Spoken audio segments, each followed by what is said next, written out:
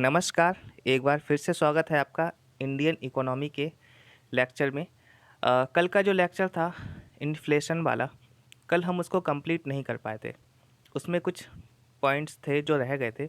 आज हम उन्हीं पॉइंट्स को कवर करेंगे और जानेंगे यूपीएससी में पिछले साल के कुछ इन्फ्लेशन के टॉपिक से आए हुए क्वेश्चंस के बारे में। ठीक है, उनको सॉल्व करने की कोशिश भी करेंगे। चलिए स्टार्ट करते हैं। तो अभी तक हमने देख लिया मुद्रास्फीति का अर्थ क्या होता है, मुद्रास्फीति कितने टाइप की होती है, कितने प्रकार की होती है, कौन कौन से कारक होते हैं जिनकी वजह से मुद्रास्फीति बढ़ती है ना। इसके अलावा हमने देखा कि मुद्रास्फीति को मेजर कैसे करते हैं, मापते कैसे हैं। ठीक है, आज हम कंप्लीट करने वाले हैं मुद्रास्फीति के प्रभाव क्या हैं, सकारात्मक प्रभाव अगर पड़ते हैं तो किस पर पड़ते हैं, क्या मुद्रास्फीति के निगेटिव प्रभाव पड़ते हैं तो किस पे पड़ते हैं। तो ये सारी चीज़ें आज हम कवर करने वाले हैं। चलिए स्टार्ट करते हैं। तो देखिए, मुद्रास्फीति के जो प्रभाव हैं, सबसे पहले हम जानेंगे कि सकारात्मक प्रभाव किस पर पड़ते हैं। तो पहला है आपका रेडी, लोन लेने वाला। जो लोन लेने वाला होता है ना, उस पर जो प्रभाव पड़ेगा वो सकारात्मक पड़ेगा। कैसे, आइए डिकोड करते हैं इसको। मान लेते हैं मोहन नाम का एक लड़का है। ठीक है, मोहन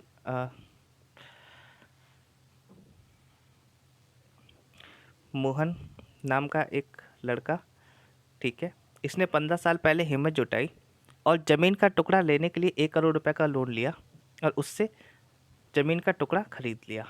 ठीक है, लोन लेकर अब 15 साल बाद क्या हुआ, उस ज़मीन के टुकड़े की कीमत जो पहले 1 करोड़ रुपए थी, आज वो टुकड़ा 5 करोड़ रुपए का उसने बेच दिया। क्योंकि वो लोन चुका नहीं पाया था तो उसने ज़मीन का टुकड़ा बेचा और पूरा लोन जो उसका ब्याज वगैरह लगा के हो रहा था, तो समथिंग 3 से 4 करोड़ रुपए का उसने लोन चुका दिया। ठीक है, अब देखो, उसने 1 करोड़ रुपए का लोन लिया था और ज़मीन का टुकड़ा खरीद लिया और उस ज़मीन के टुकड़े को 15 साल बाद 5 करोड़ रुपए में बेच दिया। ठीक है, और लोन जब चुकाया तो लोन में भी 3-4 करोड़ रुपए चुकाया, यानी इसको नेट 1 करोड़ रुपए का फ़ायदा हो रहा है। अगर उसने 4 करोड़ रुपए का लोन चुका दिया 15 साल बाद, तो उसको 1 करोड़ रुपए का तो फ़ायदा हो ही रहा है ना।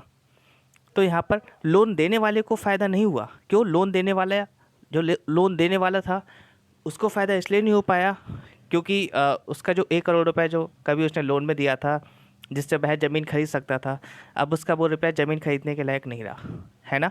लेकिन लोन लेने वाले को फ़ायदा हुआ कि उसने वही ज़मीन का टुकड़ा जो 1 करोड़ रुपए में ख़रीदा था उसको 5 करोड़ रुपए में बेचकर 4 करोड़ रुपए का प्रॉफिट तो कमाया, लेकिन लोन भी पे कर दिया और 1 करोड़ रुपए का नेट प्रॉफिट भी उसके पास बच गया। ठीक है, तो हमेशा लोन लेने वाले को इसमें फ़ायदा होता है। दूसरा इफेक्ट देखते हैं। ये जो दूसरा इफेक्ट है ना, निवेशकर्ता। अच्छा, जो निवेशकर्ता होते हैं ना, अगर आप प्राइवेट सेक्टर में इन्वेस्टमेंट करते हो तो आपका प्रॉफिट बढ़ेगा महंगाई के साथ साथ। लेकिन अगर आप गवर्नमेंट बॉन्ड्स, गवर्नमेंट सेक्टर में इन्वेस्टमेंट करते हो तो वहाँ पर आपका जो प्रॉफिट होता है ना, वो स्टेबल रहता है। तो अगर महंगाई बढ़ रही है तो उससे कोई इफेक्ट नहीं पड़ता, तो उसमें आपको इतना प्रॉफिट नहीं होता है। तो अगर आप प्राइवेट सेक्टर में इन्वेस्टमेंट कर रहे हो तो उसमें आपको फ़ायदा होता ही है। ठीक है, नेक्स्ट है आपका उद्यमियों पर क्या प्रभाव पड़ेगा।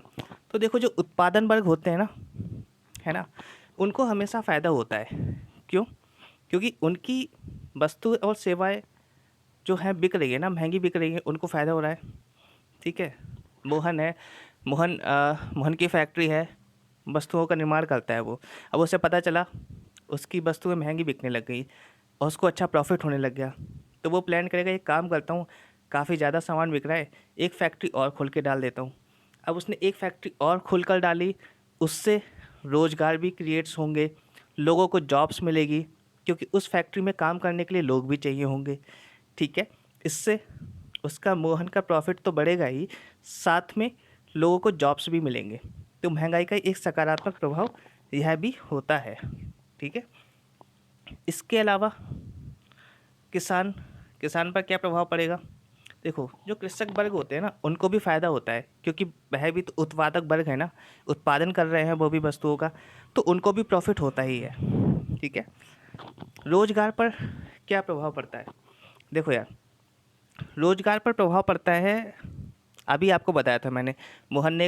मोहन को जब प्रॉफिट हो रहा था महंगाई में, उसकी वस्तुएं बिक रही थी, तो उसने सोचा एक काम करता हूँ, एक फैक्ट्री और लगा देता हूँ। जब एक फैक्ट्री और लगाई तो उसमें काम करने के लिए लोग भी चाहिए थे, तो जॉब्स क्रिएट्स हुई, तो रोज़गार में भी सकारात्मक प्रभाव पड़ता है, रोज़गार बढ़ते हैं। ठीक है। यहाँ पर एक फिलिप कर्व साहब हैं, जिन्होंने बेरोजगारी एवं महंगाई में जो संबंध है उसको बहुत अच्छे से एक्सप्लेन किया है। फिलिप साहब का कहना है, जब भी महंगाई बढ़ती है तो बेरोजगारी दर होती है वो कम होती है, ऐसा उनका कहना था। अच्छा, हाँ, उन्होंने एक कर्व दिया था कि जब अगर अगर महंगाई बढ़ती है तो बेरोजगारी कम होती है, क्योंकि उससे रोजगार क्रिएट्स होते हैं। उत्पादन वर्ग नई फैक्ट्री लगाते हैं तो उसमें काम करने के लिए लोगों की ज़रूरत पड़ती है, तो उससे लोगों को रोजगार मिलता है। लेकिन अगर महंगाई कम हो रही है, ठीक है, महंगाई की ग्रोथ रुक गई है, तो उससे लोगों की छटनी भी हो जाती है फिर फैक्ट्री में से, है ना। तो ये एक तरीके से महंगाई जो होती है बेरोजगारी के व्युत्क्रमानुपाती होती है। ठीक है। इसका मतलब है बेरोजगारी जितनी बढ़ती है उतनी महंगाई कम होती है, और अगर बेरोजगारी जितनी कम है, मान लीजिए, महंगाई उतनी ज़्यादा होती है। ठीक है। नेक्स्ट है आपका, बैंक एवं बीमा कंपनी पर क्या प्रभाव पड़ेगा। तो बैंक एवं बीमा कंपनियों पर भी अच्छा प्रभाव पड़ेगा, क्योंकि महंगाई ज़्यादा है, उत्पादन वर्ग को इन्वेस्टमेंट करने के लिए लोन वगैरह चाहिए होते, तो वो लोन वगैरह भी लेते रहते हैं, ठीक है, बैंकों से। ठीक है। इससे बीमा वगैरह कंपनियों पर भी सकारात्मक प्रभाव पड़ता है।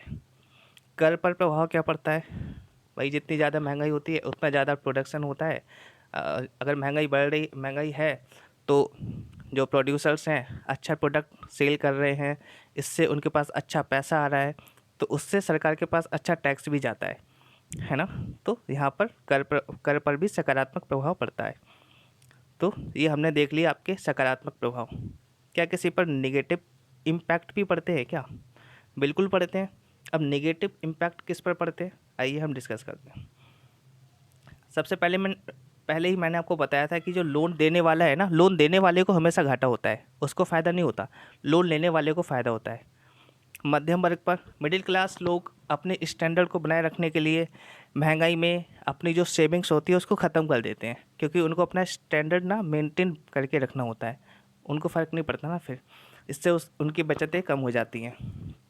बचत पर क्या प्रभाव पड़ता है। हाँ, आम आदमी के पास जो बचत होता नहीं है पैसा खर्च करने के लिए, तो वो अपनी बचत ही ख़त्म कर देते हैं इसमें। तो बचत पर एक नेगेटिव इम्पैक्ट पड़ता है। भुगतान संतुलन पर कैसा प्रभाव पड़ता है। जब देश में आपके वस्तुओं की कीमतें बढ़ती हैं, तब आप सोचते हैं, एक काम करते हैं, बाहर से वस्तुओं को मंगा लेते हैं, आयात कर लेते हैं बाहर से वस्तुओं को। तब आप आयात ज़्यादा करने लग जाते हैं वस्तुओं को, और जब आयात करते हैं तो आपके पास जो फॉरेन करेंसी है ना, आपके फॉरेक्स में रखी हुई, वो आपकी ख़त्म होने लगती है। तो भुगतान संतुलन पर भी नेगेटिव प्रभाव पड़ता है इस तरीके से, है ना। इसके अलावा सार्वजनिक ऋण पर क्या प्रभाव पड़ता है। सार्वजनिक ऋण पर भी इसका निगेटिव इम्पैक्ट पड़ता है। ठीक है। सरकार सरकार जो लोन वगैरह लेती है उस पर भी निगेटिव इम्पैक्ट पड़ता है। बैंकिंग नैतिकता पर क्या प्रभाव पड़ेगा। नैतिकता पर देखो यार, जब महंगाई होती है ना, तो फिर लोग सोचते हैं, एक काम करते हैं ना, अ, एक तरीके से मतलब नैतिक नहीं रह जाते ना फिर तो अपने प्रॉफिट के बारे में सोचते हैं, दूसरे के बारे में सोचती नहीं है। महंगाई होती है तो वो नैतिकता पर भी यहाँ पर प्रभाव अच्छा नहीं पड़ता है। इसके अलावा अनिश्चितता आ जाती है। अब महंगाई कब कम होगी, कब कम नहीं होगी, कुछ पता नहीं रहता। ठीक है। ये सारी चीज़ें होती हैं, इस तरीके से पता नहीं चलता कब कम होगी कब नहीं कम होगी। हाँ, नैतिकता पर जो प्रभाव पड़ता है, जैसे मैंने आपको बताया था, जमाखोरी होना स्टार्ट हो जाती है, मिलावट। ठीक है, वस्तु की महंगी बिक रही तो एक काम करते हैं, चावल में कंकड़ मिला के बेच दो, दाल में कंकड़ मिलाकर बेच दो, इस तरीके से फिर नैतिकता पर प्रभाव पड़ता है, भ्रष्टाचार बढ़ जाता है ना। ये चीज़ें होती हैं। आय की असमानता बढ़ जाती है, किसी किसी को बहुत ज़्यादा फ़ायदा होता जा रहा है महंगाई में, तो कोई बिल्कुल भी नुकसान में चला जा रहा है ना। तो आय की असमानता बढ़ जाती है यहाँ पर। तो इतने सारे निगेटिव इम्पैक्ट होते हैं इतने सारे लोगों पर। अब हम बात करने वाले हैं मुद्रास्फीति को भारत में दो संस्थाएं नियंत्रित करती हैं। यानी मतलब अगर इतनी महंगाई बढ़ रही है और कुछ लोगों पर नेगेटिव इम्पैक्ट पड़ रहा है, तो उसको कंट्रोल कौन करता है, कौन सी संस्थाएं इसको कंट्रोल करती हैं? तो इसको कंट्रोल करने के लिए एक है भारत सरकार और दूसरी है आपकी आरबीआई। ये कैसे इसको कंट्रोल करते हैं? तो देखो, आरबीआई अपनी मौद्रिक नीति जारी करती है। मौद्रिक नीति कमेटी के थ्रू ब्याज दरों को कम करती है, उसके थ्रू पैसे का फ्लो कम करती है मार्केट में, जिससे महंगाई कंट्रोल होती है। और भारत सरकार की राजकोषीय नीति होती है, जिससे महंगाई को कंट्रोल किया जाता है। ठीक है, विस्तार से समझते हैं। भारत सरकार का जो लक्ष्य है ना कि महंगाई कितनी होनी चाहिए, तो उन्होंने जो लक्ष्य टारगेट बनाकर रखा हुआ है कि महंगाई 4 ± 2 होनी चाहिए। यानी अगर महंगाई बढ़ती है तो 6% से ज़्यादा ना बढ़े, ठीक है, और अगर कम हो रही है तो 2% से कम नहीं होनी चाहिए। ये टारगेट बनाकर रखा हुआ है भारत सरकार ने, ठीक है। और यहाँ किसकी हम बात कर रहे हैं? हम बात कर रहे हैं सीपीआई, ठीक है, कंज्यूमर प्राइस इंडेक्स की बात कर रहे हैं। वो 6% से ऊपर नहीं जाना चाहिए और 2% से नीचे नहीं जाना चाहिए, ठीक है। अब बात करते हैं आरबीआई की मौद्रिक नीति की। तो आरबीआई की एक मॉनेटरी पॉलिसी कमेटी है जो ब्याज दरों का निर्धारण करती है ना। अगर वो ब्याज दरों को कम कर देगी तो उसको पैसे बैंकों को आरबीआई से लोन सस्ता मिलेगा, और जब बैंकों को लोन सस्ता मिलेगा तो लोगों के पास भी पैसा सस्ते ब्याज दरों पर जाएगा बैंकों के थ्रू, है ना। इससे पैसे का फ्लो मार्केट में बढ़ जाता है और वस्तु और सेवाओं की मांग बढ़ जाती है, जिससे उनकी कीमत बढ़ जाती है, ठीक है। तो मुद्रा की मात्रा पर नियंत्रण करती है आरबीआई मौद्रिक नीति की वजह से। इसके अलावा साख नियंत्रण, हाँ, अपनी पॉलिसी अगर जारी करती है तो अगर ब्याज दरों को उन्होंने बढ़ा दिया तो एक तरीके से साख नियंत्रण हो गई, लोन लेने वाले कम आएंगे क्योंकि ब्याज दर बहुत ज़्यादा है, तो एक ये भी इफ़ेक्ट होता है ना। अब बात करते हैं भारत सरकार के बारे में। भारत सरकार कैसे कंट्रोल करती है राजकोषीय नीति के थ्रू? तो देखो, भारत सरकार क्या करती है, जो पब्लिक एक्सपेंडिचर है ना, सार्वजनिक व्यय, उसमें कमी कर देती है एक तरीके से, जिससे लोगों के पास पैसा नहीं जाता है। याद है मैंने आपको बताया था, अगर सरकार पब्लिक एक्सपेंडिचर करती है, सरकारी खर्च बढ़ाती है, तो वो कोई पुल बनाती है, सड़क बनाती है, ठीक है, तो उसमें मजदूर लगते हैं, इंजीनियर लगते हैं, ठीक है, उनके पास सैलरी के रूप में पैसा जाता है, तो वो पैसे वाले हो जाते हैं और जाके वस्तुओं और सेवाओं की मांग बढ़ा देते हैं, इससे महंगाई बढ़ जाती है। तो सरकारी खर्च में कमी कर देती है भारत सरकार। सार्वजनिक ऋण में वृद्धि कर देती है। अब क्या करती है ना सरकार, कहती है काम करो, मार्केट से लोन उठाओ और हमें दो, जिससे पैसे का फ्लो मार्केट में कम हो जाए और महंगाई कंट्रोल में हो जाए। तो आरबीआई क्या करता है, सरकार की जो सरकारी प्रतिभूतियों के एवज में मार्केट से पैसा उठाती है और मार्केट में पैसे के फ्लो को कम कर देती है, ठीक है, जिससे महंगाई कंट्रोल हो जाती है। तीसरा है करों में वृद्धि या कोई नए कर लगा दिए। अगर टैक्स में वृद्धि कर दी जाती है तो उत्पादन वर्ग क्या सोचता है कि यार अभी तो काफ़ी टैक्स में ही चला जाएगा पैसा, अगर एक और कंपनी खोल के हम बिजनेस बढ़ाएंगे अपना, तो एक काम करते हैं, अभी अपने नई कंपनी को अभी प्लान कैंसिल करते हैं, जब टैक्स वगैरह कम होंगे या नए कर हट जाएंगे तभी हम लगाएंगे ये फैक्ट्री, ठीक है। क्योंकि अगर क्या फ़ायदा होगा, जितना प्रॉफिट कमाएंगे उससे ज़्यादा पैसा तो ये टैक्स में चला चला जाएगा, सरकार टैक्स में ले जाएगी। नेक्स्ट है आपका घाटे की वित्त व्यवस्था में कमी। घाटे की वित्त व्यवस्था को हिनाल्त प्रबंधन भी कहते हैं। इसका मतलब होता है कि आरबीआई के द्वारा नए नोटों को छापना, नई करेंसी को छापना, ठीक है, इसको ख़त्म ही कर दो। अगर नई करेंसी नहीं छपेगी तो फिर मार्केट में पैसा आएगा ही नहीं ज़्यादा, और नहीं आएगा पैसा तो फिर लोगों के पास पैसा रहेगा नहीं, उनके पास पैसा नहीं रहेगा तो वो वस्तु और सेवा की कीमत को नहीं खरीद पाएंगे, और नहीं खरीदेंगे, उनकी मांग नहीं बढ़ेंगे तो उनकी कीमत अपने आप ही कम हो जाएगी, ठीक है। बचतों को प्रोत्साहित करना, सरकार ऐसी कोई स्कीम लेकर आए, ठीक है, जिसमें बचत करने पर आपको इतना प्रॉफिट हो रहा हो, इतना फ़ायदा हो रहा हो, ठीक है, बचत स्कीम आती है, तो उससे भी महंगाई कंट्रोल में रहती है, क्योंकि लोग फिर पैसा खर्च करने की जगह उसको सेव करना ज़्यादा प्रेफर करते हैं, ठीक है। इसके अलावा एमएसपी को स्थिर बनाना, काले धन को रोकना, तो ये भी कुछ फ़ायदे हैं, ये भी कुछ तरीके हैं जो सरकार अपनाती है। ठीक है। कभी कभी महंगाई बहुत ज़्यादा बढ़ जाती है तो सरकार डिमोनेटाइजेशन भी कर देती है, विमुद्रीकरण, यानी नई करेंसी छापो, पुरानी करेंसी बंद कर दो। ठीक है।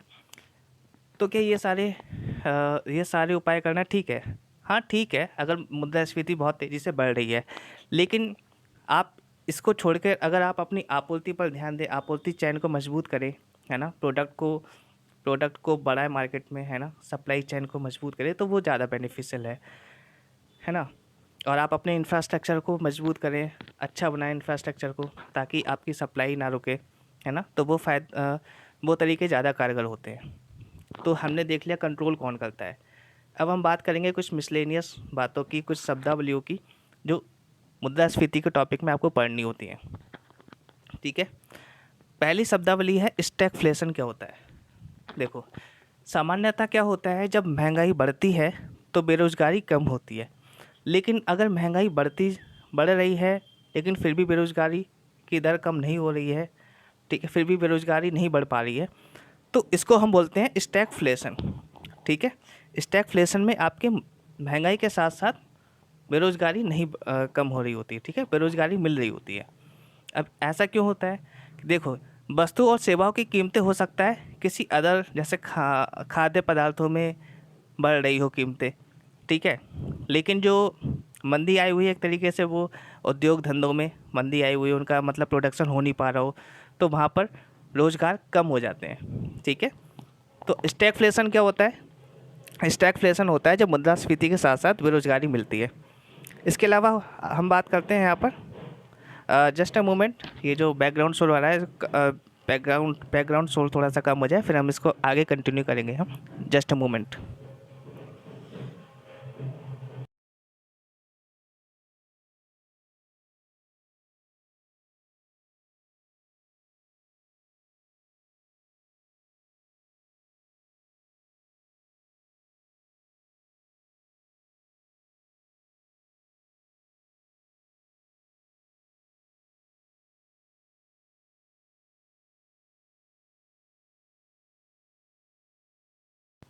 हाँ जी।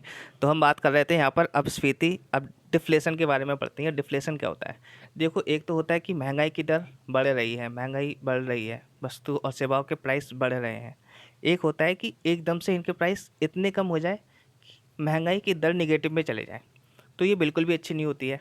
अगर महंगाई की दर निगेटिव में चली जाती है ना, तो जो प्रोड्यूसर होते हैं, प्रोडक्ट बनाते हैं, सेल करते हैं, उनको ना लॉस होता है। सोचते हैं यार, फ़ायदा तो कुछ हो नहीं रहा है, इतना प्रोडक्ट सेल कर रहे हैं, महंगाई की दर नेगेटिव में है, तो एक काम करते हैं, एक फैक्ट्री बंद कर देते हैं अपनी। और जब वो एक फैक्ट्री बंद करते हैं तो उस फैक्ट्री में काम करने वाले लोग बेरोज़गार हो जाते हैं, है ना। उत्पादन जो उस फैक्ट्री से हो रहा था वो भी गिर जाता है। ठीक है। तो ये डिफ्लेशन की स्थिति बिल्कुल अच्छी नहीं है ना। अगर वस्तुओं और सेवाओं की कीमत एक बार में इतनी गिर जाए कि उनकी दर निगेटिव में आ जाए, तो ये भी ठीक नहीं होता अर्थव्यवस्था के लिए। ठीक है। तो डिफ्लेशन क्या होता है? जब मुद्रास्फीति दर नकारात्मक होती है और उसमें कीमतें घटती जाती हैं, ठीक है, इतनी घट जाती है कि निगेटिव में चली जाती है। तीसरा हो गया आपका, अब यहाँ पर हम बात करने वाले हैं अपस्फीति के बारे में। ये अपस्फीति क्या होता है? अपस्फीति यानी डिसइन्फ्लेशन। देखो यार, डिसइन्फ्लेशन में आपकी जो कीमतें हैं ना वस्तु और सेवाओं की, वो एक बार में इतनी कम नहीं हो जाती कि निगेटिव में चली जाए। हाँ, कीमतें यहाँ पर घटती बढ़ती रहती हैं। जैसे आपने देखा होगा कि कभी कभी आप जाते हैं सब्जी खरीदने, तो कुछ वस्तुओं के प्राइस बढ़े हुए मिलते हैं, तो कुछ के आपको कम भी मिलते हैं, है ना। तो ये बुरी नहीं होती, इससे ना तो बेरोजगारी कम होती है, ना ही उत्पादन में कमी आती है, तो ये ठीक होती है एक तरीके से। लेकिन डिफ्लेशन ठीक नहीं होती, क्योंकि उसमें तो रोज़गार भी लोगों का चला जाता है और उत्पादन में भी कमी हो जाती है ना। तो अब डिसइन्फ्लेशन यानी अपस्फीति ये ठीक होती है, इसमें मुद्रास्फीति के स्तर में कमी आती है, इससे उत्पादन और रोज़गार में गिरावट नहीं आती, जबकि अपस्फीति में आती है। ठीक है। अब हम बात करने वाले हैं आपके गिफिन वस्तुओं के बारे में। कुछ ये गिफिन वस्तुएं क्या होती हैं? देखो, सामान्यतः अगर किसी वस्तु की मांग बढ़ रही है, ठीक है, तो क्या होता है ना, एक टाइम पर आकर लोग, अगर वस्तुओं की मांग बढ़ना क्या होता है? अगर वस्तुओं की मांग बढ़ रही है तो इसका मतलब है लोगों के पास पैसा है खरीदने के लिए, है ना। तो अगर किसी वस्तु मतलब यदि कीमतें बढ़ने पर भी वस्तु की मांग बढ़ जाती है, ठीक है। अर्थशास्त्र में ऐसा होता है ना कि अगर किसी वस्तु की कीमत बढ़ रही है तो उसकी मांग घट जाती है कि यार इतनी महंगी वस्तु कौन खरीदेगा, अभी एक काम करते हैं ये सस्ती हो जाए तब खरीदेंगे, ठीक है। लेकिन अगर उसकी कीमत बढ़ने के बाद भी उसकी मांग बढ़ रही है तो हम ऐसी वस्तुओं को कहते हैं गिफिन वस्तुएं। क्या ऐसी वस्तुएं भी होती हैं? बिल्कुल होती हैं। जैसे आपको जब पता चला ना कि यार ये गुड़ होता है ना, गुड़ काफ़ी फ़ायदेमंद होता है। पहले गुड़ कौन खाता था? एक आम आदमी खाता था जो काफ़ी मतलब होता था गरीब टाइप का, वही खाता था। लेकिन जब लोगों को पता चला कि गुड़ के अनेक फ़ायदे हैं, काफ़ी अच्छे फ़ायदे हैं, तो लोगों ने गुड़ की मांग बढ़ा दी। गुड़ की मांग बढ़ने से गुड़ के प्राइस तो हाइक हुए लेकिन उसकी डिमांड कम नहीं हुई, है ना।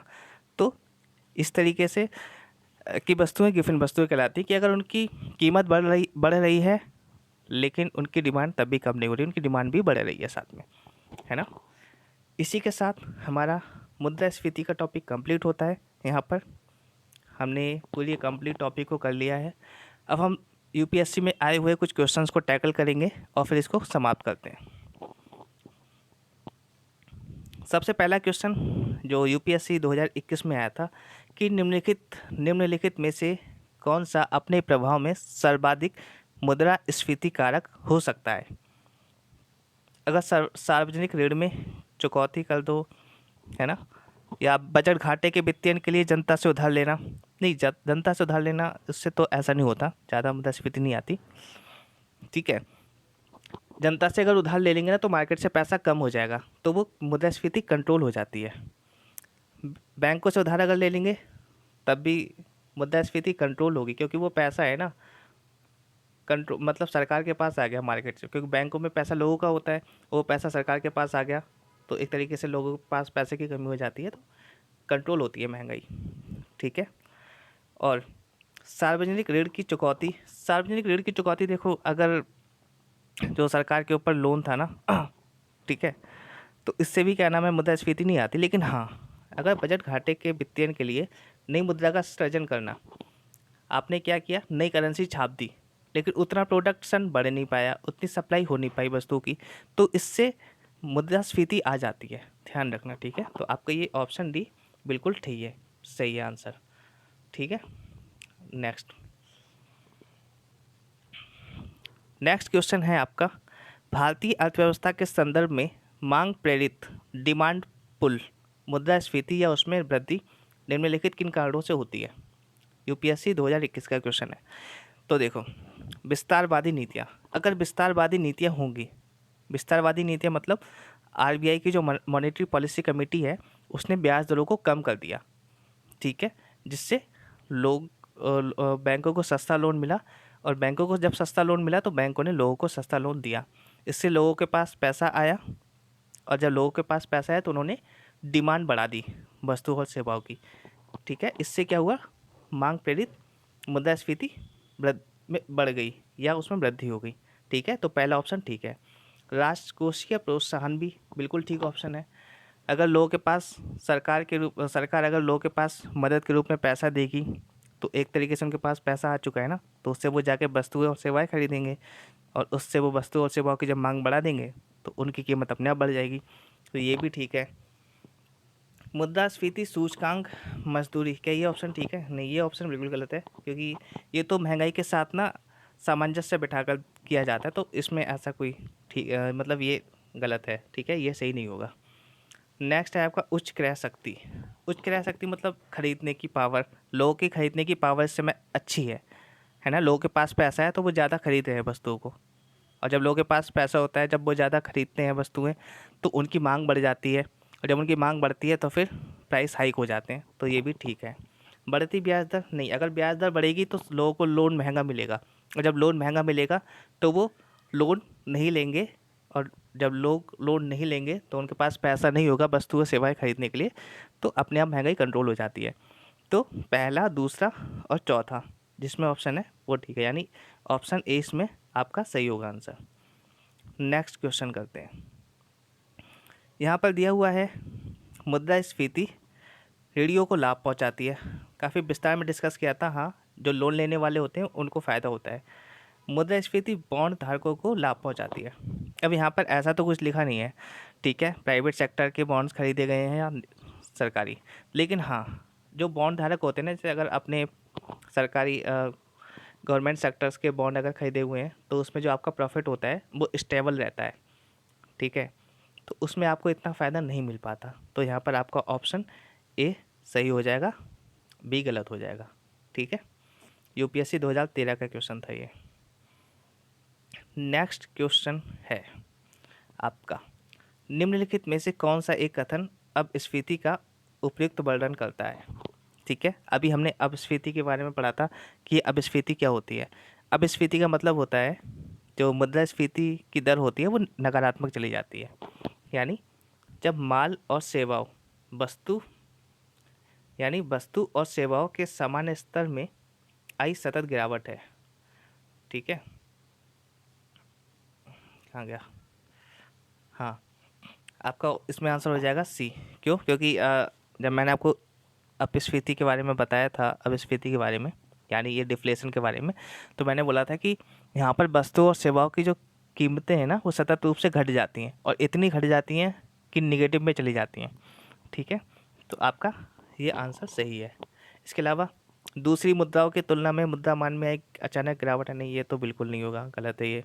अर्थव्यवस्था के वित्तीय तथा वास्तविक क्षेत्रों में आई नहीं, ये भी नहीं है, ऐसा कुछ नहीं है। मुद्रास्फीति दर में एक निश्चित समय अवधि में आई गिरावट है, ऐसा कुछ नहीं है, मतलब सतत गिरावट होती रहती है और नेगेटिव में चली जाती है, तो ऑप्शन सी ठीक है इसमें, ठीक है। नेक्स्ट क्वेश्चन है आपका, स्फीति दर में होने वाली तीव्र वृद्धि का आरोप है कभी कभी बेस इफेक्ट पर लगाया जाता है, यह आधार प्रभाव क्या है। बेस इफेक्ट, जैसे मैंने आपको बताया था ना कि अगर सीपीआई को हम मापते हैं तो उसका आधार वर्ष बना रखा हुआ है, ठीक है। अगर हम डब्ल्यूपीआई को मापते हैं तो उसका आधार वर्ष 2011 2011 बना रखा है ना। इस तरीके से जो आधार वर्ष होते हैं ना, तो वो हमें बताते हैं कि उस आधार वर्ष के अकॉर्ड से अगर हम कंपैरिजन करें आज के टाइम का, तो महंगाई कितनी ज़्यादा बढ़ी है, ठीक है। इस तरीके से तो आधार वर्ष क्या होता है, यह विगत वर्ष की कीमतों का स्फीति दर की गणना पर आया प्रभाव है। ये भी मैंने आपसे डिस्कस किया था, आप लेक्चर में सुनना है इसको, ठीक है। 2011 यूपीएससी का क्वेश्चन है। नेक्स्ट है आपका, फिर 2013 में यूपीएससी में क्वेश्चन पूछा हुआ है कि सबसे ज़्यादा स्फीतिकार मतलब मुद्रास्फीति सबसे ज़्यादा किस चीज़ से हो सकती है ना। वही मतलब 2021 वाला रिपीटेड क्वेश्चन है, तो इसमें आपका आंसर हो जाएगा यहाँ पर डी। इसको मैंने एक्सप्लेन कर रखा है, आप देख लेना एक बार जाकर पीछे क्वेश्चन में। अब है आपका नेक्स्ट क्वेश्चन, हाल के वर्षों में भारतीय अर्थव्यवस्था में, इस क्वेश्चन को स्किप कर सकते हो आप, ये करंट अफेयर्स का क्वेश्चन था, 1994 से रिलेटेड था, ठीक है। इसका आंसर होगा आपका बजटीय घाटे और अनुत्पादक व्यय को नियंत्रण में रखना, मतलब बजट घाटे को कम करना, और जो आपका राजस्व व्यय है ना, अनुत्पादक व्यय मतलब राजस्व व्यय होता है ये, ठीक है, जिससे आपको कोई प्रॉफिट नहीं होने वाला है फ्यूचर में, ठीक है, वो राजस्व व्यय होता है, तो उसको नियंत्रण करना, ठीक है। तो इसका आंसर हो जाएगा आपका डी, देख लेना आप इसको एक बार। नेक्स्ट है आपका, नेक्स्ट क्वेश्चन है आपका, खाद्य वस्तुओं का उपभोक्ता मूल्य सूचकांक सीपीआई में भार उनके थोक मूल्य सूचकांक डब्ल्यूपीआई में दिए गए भार से अधिक है। तो ये ऑप्शन आपका बिल्कुल ठीक है, आप पीछे देखना, मैंने आपको समझा रखा है तो आपको पता चल जाएगा क्यों ठीक है। नेक्स्ट है आपका, डब्ल्यूपीआई सेवाओं के मूल्यों में होने वाले परिवर्तन को नहीं पकड़ता जैसा कि सीपीआई पकड़ता है। डेफिनेटली हमने जब बात की थी ना, तो डब्ल्यूपीआई में एक सबसे बड़ा ड्रॉबैक यही था कि वह सेवाओं को नहीं मापता है, जबकि जीडीपी का 60% सेवाओं से आता है ना। तो ये ऑप्शन बिल्कुल ठीक है। भारतीय रिजर्व बैंक ने अब मुद्रास्फीति के मुख्य मान हेतु तथा प्रमुख नीतिगत दरों के निर्धारण और परिवर्तन हेतु डब्ल्यूपीआई को अपना लिया है। तो नहीं यार, मैंने आपको बताया था कि आरबीआई ने मौद्रिक नीति के लिए सीपीआई का यूज़ करना स्टार्ट किया, तो मतलब सीपीआई का यूज़ करती है वो, है ना, डब्ल्यूपीआई का यूज़ नहीं करती है। तो आपका ये ऑप्शन अगर गलत हो जाएगा तो तीसरा ऑप्शन होना ही नहीं है, तीसरा ऑप्शन होना ही नहीं है, दूसरा तो होगा ही, तो यानी पहला दूसरा आपका आंसर हो गया ठीक, option A is a right answer, ठीक है, यूपीएससी 2020 का क्वेश्चन था ये। नेक्स्ट है आपका, भारत में मुद्रास्फीति के संदर्भ में निम्नलिखित कथनों में से कौन से कथन सही हैं। पहला कथन, भारत में मुद्रास्फीति का नियंत्रण केवल भारत सरकार को उत्तरदायित्व है। हमने देखा था जब मुद्रास्फीति को कंट्रोल करने की बात आई थी तो वहाँ पर एक भारत सरकार थी, दूसरा आरबीआई थी, तो ये आपका ऑप्शन हो जाएगा गलत।